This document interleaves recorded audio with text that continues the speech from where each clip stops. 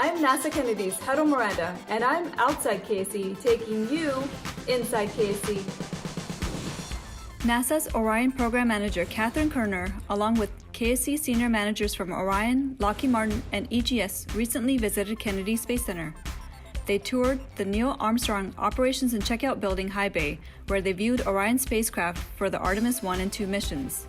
They also toured the Multi-Payload Processing Facility and the Launch Abort System Facility, where hardware for Artemis I and II are being processed. The senior leaders also took time to thank the teams from the European Space Agency, Airbus, NASA, and Lockheed Martin, who recently completed a major milestone: installation of the solar array wings on the European service module for Artemis I.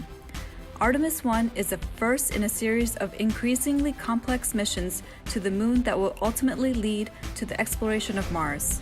Engineers and technicians are completing assembly work inside the Space Station Processing Facility on flight hardware for the mass spectrometer observing lunar operations.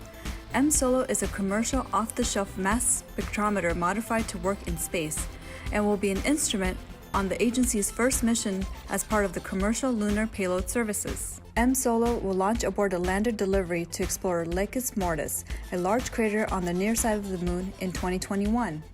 NASA is working with U.S. companies to regularly send instruments, experiments, and small payloads to the Moon's surface through this program.